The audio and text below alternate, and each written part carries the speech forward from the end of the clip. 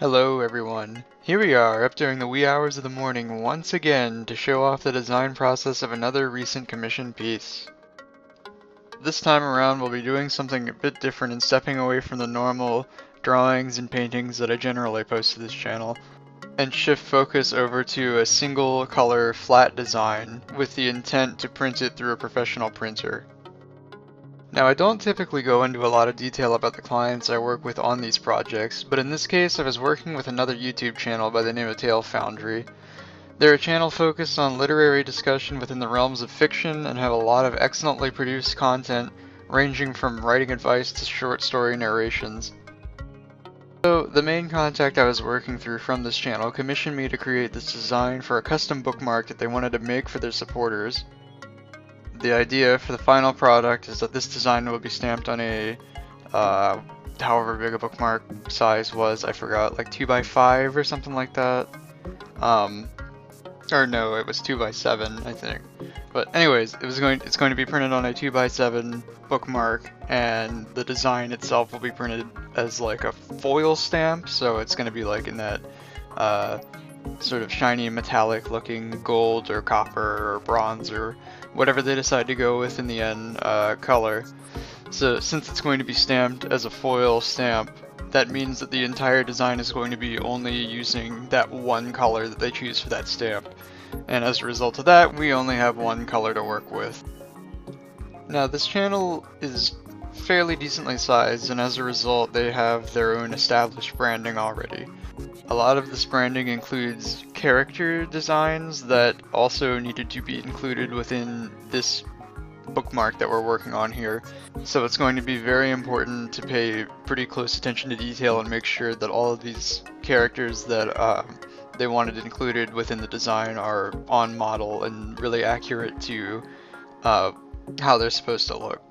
Now, I know that seems like maybe it's a bit of a moot point, or it's like something that's really obvious, but when you're in the middle of working on something, it can be very, very, very easy to forget this and begin to add in sort of your own influence and your own stylistic tendencies into something that is already established as part of a brand that you're working on. So it's just something that you really, really, really need to keep in mind when you're working with someone else's branding or intellectual property, or whatever the case may be.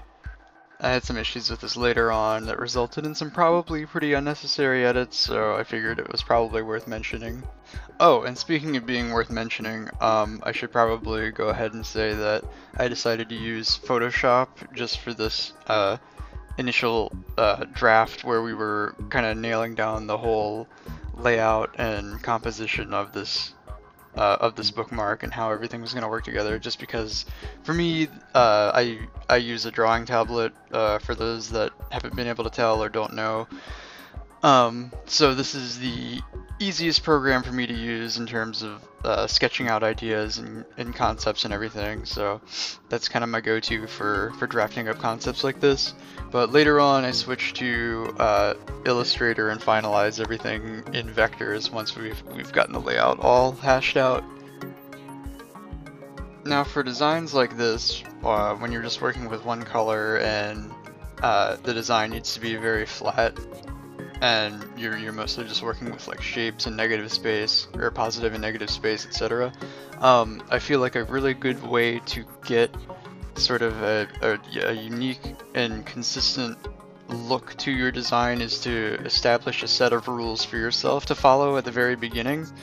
So with this one, based on the description that the client gave me of what they were looking for, I knew that there was going to be a lot of really intricate detail involved in this piece, and I figured a pretty good way to create that would be to establish a direction for everything to flow in first and foremost, and then decide on just a very simple major rule to follow that everything in the design has to adhere to. So in this case it was, I wanted all the elements that overlapped each other or that didn't flow into each other as part of the design had to be separated by some form of negative space, like a line or just like a negative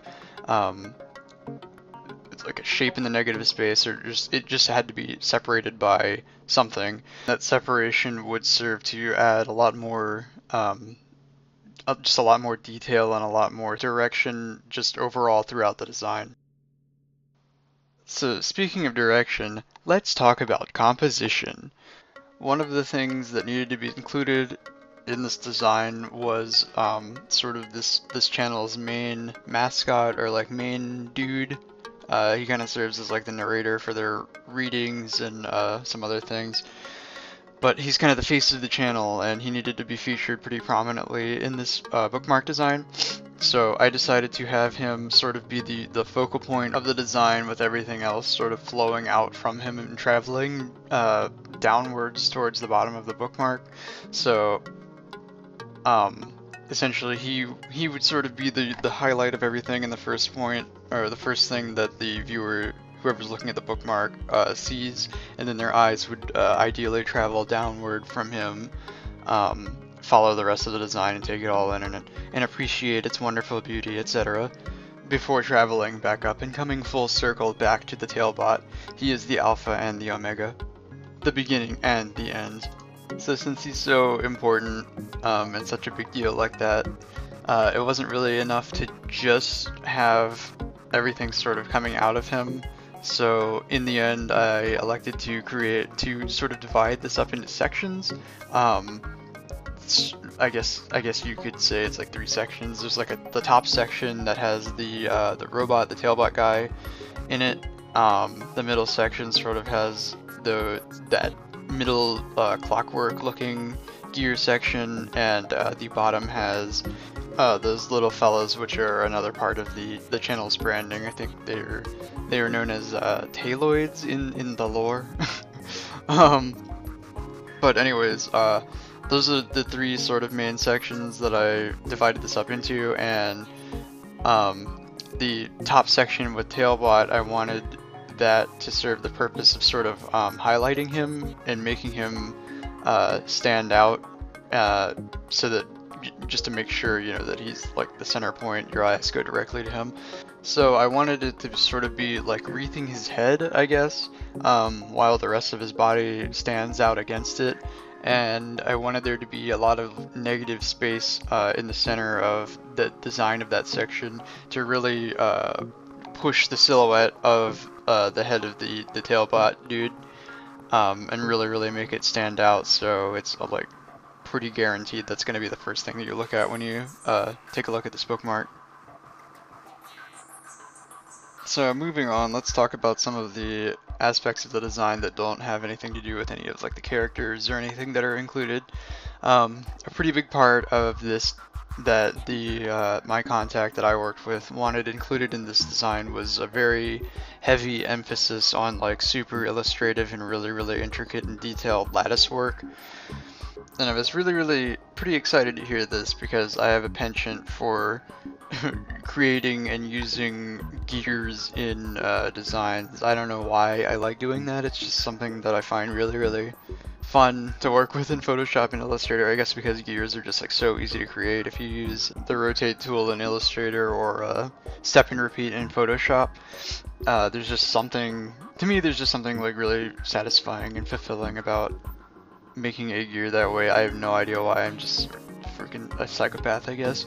But anyways, I decided that to keep in theme with the theme of robotics and the overall aesthetic that they have on their channel, I decided to create this lattice work by layering tons of just flat gears on top of each other, and then allowing that rule that I had established for myself earlier, where every bit of overlapping positive space must be separated by at least a small amount of negative space, create tons and tons of intricate, interesting patterns for me.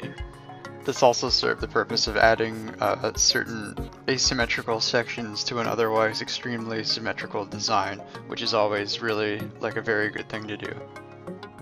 Additionally, I also looked at the sort of intricate metal work that is present on a lot of like super ornate stopwatches, I was using a lot of the stopwatches, or a lot of stopwatch photos and everything as reference for the gear patterns, and I also noticed that a lot of them had really ornate metalwork.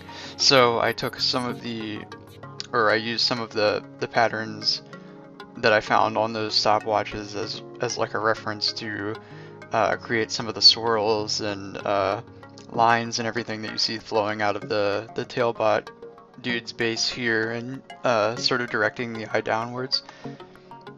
So definitely, whenever you're designing anything that has any sort of theme to it, it can really pay off to like look up just a bunch of reference images that have to do with whatever your theme may be, and just getting a large body of reference images and kind of looking at those for inspiration, because absolutely like no telling sometimes what you'll end up drawing inspiration from and what you'll end up incorporating into, you know, like a main part of your design.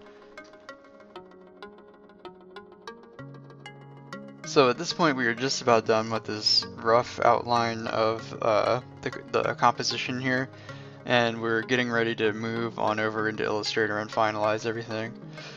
All I'm doing here at this point is applying a template that the printer actually provided, showing specifications for their trim lines, their bleed area, and their safety margins and all that good stuff. So here I'm just playing around, getting the bookmark into position and making sure it's proportionally accurate. And here, like,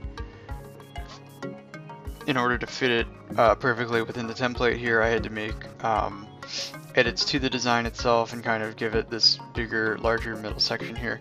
But aside from that, we are just about ready to move over to Illustrator, and since this process took so long, I'm actually splitting this into 2 videos, so I'll be uploading the Illustrator portion of this design as a second video, a part 2 if you will. So stay tuned for that one, and thank you for watching this one. I'm gonna go pass out now because it is 3 in the morning. Bye!